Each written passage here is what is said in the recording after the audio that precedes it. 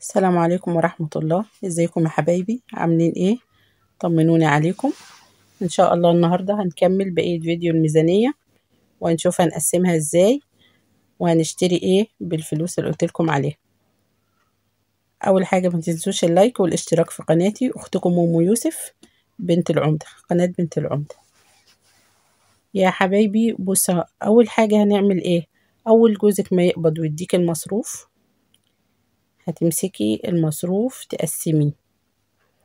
الكلام ده يا بنات يا حبايبي للي هي مصروفها بالشهر. هتعملي ايه؟ هتطلعي من المصروف ده مبلغ الإيجار، تمسكي مبلغ الإيجار تحطيه في ورقة كده وتكتبي عليها الإيجار. تمسكي مبلغ النور، انت عارفة استهلاكك في حدود كام، تمسكي نفس المبلغ اللي انت بتستهلكيه. مثلا بتدفعي 300، خليهم 350 أو 320، خلي عليهم زيادة بسيطة عشان لو جه الوصل أكتر من اللي انت بتدفعيه. ادي النور والايجار والغاز والميه، كل واحده في دول انت عارفه بتستهلكي كام، هتشيلي لها مبلغ وتكتبي عليه الايجار او النور او الغاز وتحطيها في ورقه كده، وتشيلي المبالغ دول في بوك عندك في الدولاب. جه بتاع النور هدفع، جه بتاع الغاز هدفع، جه بتاع الميه هدفع. فلوس الجمعيه برضو لازم اول ما امسك المصروف اطلعهم على جنب، ما سيبهمش مع بقية المصروف، اخدهم كده وحديهم في ورقة واكتب عليهم الجمعية. تاني يوم او تالت يوم وانا نازلة اروح واخدهم في ايدي ومودياهم لصاحبة الجمعية. ولو انت اللي شايلة، لو انت اللي ماسكة الجمعية، تروحي ماسكاهم وحطاهم في بوك ومخبيهم تحت المرتبة في اي حتة. مش لازم اقول لكم على المخابئ السرية بتاعتي، كل واحدة عندها مخبأ سري هي عارفاه. ماشي. اهم حاجة مبلغ الجمعية يا بنات لازم تشيليه في الأول قبل ما توزعي بقية الفلوس وتخلص الفلوس منك. تمام. الجمعية يا بنات كده أنا خلصت من الأساسيات كلها، عايزة أتكلم معاكم شوية على الجمعية. الجمعية يا بنات أنا كنت بعمل الجمعية، بداية الجمعية اللي كنت بعملها كانت ب100 جنيه في الشهر، تقبض 1000 جنيه. أو قبل كده كنا بنعمل واحدة صغيرة ب50 جنيه نقبضها 500. كنا دي نجيب بيها لبس للبيت، نجيب بيها لبس للعيد. يعني الواحدة أما تكونش لسه بقى عندها عيال ومسؤولية، بتجيبي بيها طرح، بتجيبي بيها حاجات يعني كده، بتدلعي نفسك بيها بمعنى أصح، تجيب بيها حاجات بسيطة ليكي انت. فأنا بدايتي في الجمعية كنت بعملها ب100 جنيه أقبضها 1000 جنيه. دي جمعية بجد يعني كنت أعملها أحوشها من مصروفي. رحت السوق اتبقى معاكي 10 جنيه تشيليها. رحت شريت، جبت مثلا تموين واتبقى معايا 7 جنيه أشيلهم. رحت جبت اللبن اتبقت 5 جنيه أشيلها. يعني كنت طول الشهر لازم أحوش 100 جنيه دي بتاعت الجمعية. ممكن جوزي يديني المصروف مخرجش من البيت، ليه؟ لو خرجت هصرف، أو لو خرجت ممكن مثلا مديني 20 جنيه هصرفها كلها. لا، أمشي نفسي بأي حاجة من عندي وأشيل 100 جنيه، أشيل 20 جنيه لحد ما أكمل 100 جنيه بتاعت الجمعية، بعدين عادي هتحرك براحتي. كده قضيتي الالتزام اللي عندك، خلاص عادي خروجي بقى، تصرفي 10 تصرفي 20. كان زمان الدنيا رخص وكانت الفلوس يعني بتقضي مصلحة وبتجيب. تمام يا بنات. بعد كده أما العيال كبرت ودخلت المدارس، بقيت مستمرة على جمعية 100 جنيه دي. كنت أجيب لهم على فتوح المدارس، أجيب لهم كل واحد شنطة، كل واحد شوز، كل واحد نجيب دستتين كراريس، دستتين كشاكيل، ونجيب أقلام ونجيب مصادر ونجيب حاجة المدرسة كلها. يعني يمكن كلها ما كانتش بتكمل 300 جنيه. ونجيب لكل عيل شنطة وكل عيل شوز، يعني 1000 جنيه كانت بتقضي، وبيتبقى منها، يتبقى منها 200 جنيه كنا نشتري بيهم، نجيب بيهم أنبوبة للبوتاجاز نشتريها شرا ب200 جنيه، 300 جنيه نجيب عجلة للواد يلعب بيها، نجيب طقم ميلامين، نجيب طقم مش عارفة ايه. يعني كانت ال1000 جنيه بتقضي فتوح المدارس وتكفي وتزيد. ولحد دلوقتي أنا كل سنة بعمل جمعية أقبضها على فتوح المدارس، لازم أجيب بيها حاجة المدارس، أقدم للعيال وأجيب لهم الكشاكيل والكراريس وندفع المصروفات ونشتري الكتب الخارجية، عشان لو هياخدوا في الأجازة بياخدوا دروس يبقى عندهم الكتب الخارجية برضو. تمام. انت كده بتريحي دماغك من زنقة المدارس وتفضلي شايلة الهم وهجيب منين وهعمل ايه وهدفع ازاي. لكن لو انت عاملة جمعية هتريحي دماغك، عندك فلوسك في ايدك، هتجيبي لهم اللي هم عايزين. بعد ما تجيبي الزي وتجيبي الكتب وتجيبي الشنط وتجيبي كذا وكذا، هيتبقى معاكي برضو مبلغ حلو. لو انت عاملة الجمعية ب500 جنيه هتقبضيها 5000 على فتوح المدارس، والله ان شاء الله هتقضي وهيفيض معاكي، هيتبقى منها. تمام يا حبايبي.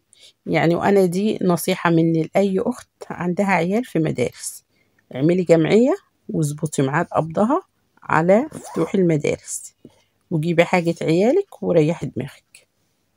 تمام.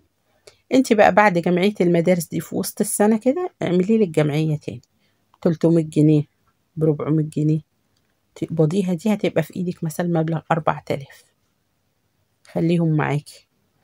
عايزة تسافري البلد، عايزة تروحي تزوري قرايبك، حد من قرايبك تعبان عايزة تساعديه، حد لا قدر الله تعبان عايز يعمل عملية، عايزة تجددي فرش بيتك، جددي الركنة، جددي الانتريه، جيبي فرش للكنب، تجيبي ترابيزة سفرة، عايزة البوتاجاز بتاعك اتهلك مثلا وكلته البارومة، هتبيعيه وتجيبي واحد جديد. صدقيني فلوس الجمعية دي بتنفعك وقت الأزمة وبتسد معاكي، يعني بتخليكي بتقوي قلبك كده وتخليكي مش محتاجة حاجة من حد. انت حاجة عندك باظت شيليها أو بيعيها وهاتي غيرها. عايزة تجيبي بطانية في الشتاء لعيالك، عايزة تجيبي ملاياتك ادمك، يعني ملاياتك مثلا لونها بهت دابت اتقطعت، هاتي. طول ما انت فلوسك تحت ايدك ما تذليش نفسك، هاتي الحاجة اللي لازماكي. عايزة تجيبي لك درس حلو تخرجي بيه، عندك فرح تجيبي لك طقم، تجيبي لك شنطة، تجيبي لك شوز، ما تبقيش اقل من اي حد. ليه؟ الاكل والشرب دي، فلوس الاكل والشرب دي بتتصرف وبناكل وبنشرب، محدش بيشوف بطننا من جوه فيها ايه.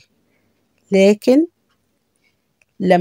لما تجيبي لنفسك طقم حلو ويجي فرح وتلبسي كده طقم حلو وطرحة حلوة وشوز وشنطة، يعني هتباني ان انتي اغنى منهم كلهم. مش شرط تكون شنطتك مليانة فلوس، لكن المنظر العام ان انتي لابسة حلو وعيالك لابسين حلو، تبقى حالتك حلوة. ويعني وده اللي اغلب الناس بتسعى ليه، ان هي تبان بمظهر لائق، ان هي مستورة والحمد لله. مش شرط اللي اكون لابساه غالي، بس المهم ان هو منظم ومنسق وحاجة محترمة. تمام. دي كلامي عن الجمعية، ان انت تعملي واحدة على فتوح المدارس وتعملي واحدة تاني تقبضيها للبيت. لو مش هتجددي بيها حاجة في البيت او هتبيض الشقة او هتجددي تغيري النيش، هتغيري جيبي طقم حلال جديد، ممكن ان انت تعملي بيها ايه ال4000 دول او ال3000 دول اللي هتقبضيهم، هاتيلك بيهم محبس البسيه في ايدك. هاتي مثلا عندك خاتم صغير غيريه، هاتي واحد كبير، او عندك خاتم ضاق على ايدك حطي عليه ال400 جنيه دول، وهيبقوا فرق مصنعية. هاتي واحد غيره، لا انا قصدي 4000 مش 400. هتحط ال4000 دول مثلا معاكي خاتم، حطيهم عليه وهاتي واحد اكبر او هاتي واحد غيره. تمام. دلوقتي اهو جرام الدهب بالشيء الفلاني، يعني معدي 3000. هيجيبولك ال4000 هيجيبولك حاجة جرام وشوية، أو جرام بالمصنعية بتاعته. تمام. حتة حلق صغير. تمام. اللهم صل وسلم وبارك على سيدنا محمد. ده كلامي عن الجمعية. لازم يبقى عندك في السنة جمعيتين بتعمليهم، واحدة للمدارس وواحدة لبيتك أو ليكي. تمام يا حبايبي. بعد كده خلصنا من أول بند في الميزانية اللي هو الإيجار والنور والغاز والمية والجمعية. جينا للبند التاني اللي هو الضروريات، اللي هي اللحوم والفراخ والسمك والبانيه. هنجيب كيلو لحمة ب400 جنيه، هنغسله ونقسمه على طبختين. هنجيب فرختين ب400 جنيه، هنقطعهم، يعني هنغسلهم الأول ونقطعهم ونتبلهم تتبيلة حلوة كده، ونقسمهم على 3 أكياس أو 4. لو انت عددكم مش كبير اعملي يعني نص الفرخة 4 قطع حلوين أوي، اعمليهم في أكلة. اعملي صينية بطاطس وحطيهم فيها، واسلقيهم واعملي عليهم ملوخية وجنبيهم شوية رز وحمريهم، نعمة ورضا زي الفل. اعملي جنبيهم لسان عصفور، اعملي جنبيهم رز. ماشي. انا عن نفسي يعني الفرختين بعملهم على 3 طبخات، وكيلو اللحمة بعمله على مرتين، يبقى دي 5 طبخات. بعد كده اتبقى معانا 200 جنيه، عشان قلت هنجيب حاجة الفريزر، هنجيب ب1000 جنيه. هنجيب ال200 جنيه دول 3 كيلو سمك، الكيلو ب65.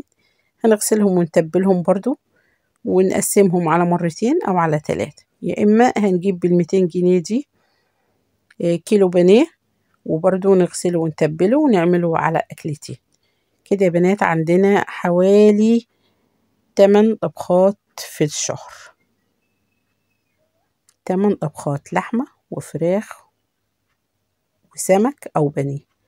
تمام. يبقى عندك كل أسبوع أكلتين، مرة لحمة ومرة فراخ، أو مرة سمك ومرة فراخ، أو مرة لحمة ومرة بانيه. يبقى عندك طبختين، أكلتين لحوم، وأكلة هنعمل مكرونة في وسط الأسبوع، يا إما مكرونة بالصلصة، يا إما مكرونة سباكيتي وبانيه، يا إما مكرونة بشاميل، يا إما مكرونة محمرة، يا إما نحمر كفتة ونعمل جنبيها مكرونة بالصلصة. المهم هيبقى عندنا، احنا قلنا هنجيب ب100 جنيه مكرونة، يعني 4 كيلو، يبقى كل أسبوع عندنا أكلة مكرونة. تمام يا حبايبي. وهنعمل أكلة باللحمة أو بالفراخ هتقعد لها يومين، ونعمل أكلة مكرونة تقعد لها يوم، أدي 3 أيام في الأسبوع. وبعدين نعمل أكلة لحمة تاني، أو نعمل أكلة سمك برضه هتقعد لها يومين، يعني هذا حوالي 5 أيام في الأسبوع. ويوم بقى هنعمل فيه إيه؟ عدس، هنعمل فيه بصارة، هنعمل فيه محشي، هنعمل فيه أكلتين. تمام يا بنات. يبقى كده في الأسبوع عندنا أكلتين لحوم وأكلتين مش لحوم. تمام. والله وبتعدي يا اخواتي، والله ممكن الطبخة يعني تعملي نص كيلو لحمة على نص فاصوليا، وتعملي جنبيهم كيلو رز، ممكن يقعدوا يومين وأكتر. يعني ممكن تاني يوم هتحمري شوية بطاطس وتسخني من الخضار ده وتعملي رز، والله يتاكلوا زي الفل، ولا حد هيسأل فيه فراخ ولا فيه لحمة. اللي موجود البطن من جوه، محدش شايف فيها ايه، محدش شايف فيها ايه. بناكل وبنملى بطننا بالأكل الموجود، والحمد لله رب العالمين. القناعة والرضا أهم حاجة. الحمد لله على كل شيء. بعد كده بند الضروريات اللي هي اللحمة والفراخ خلصنا. تمام.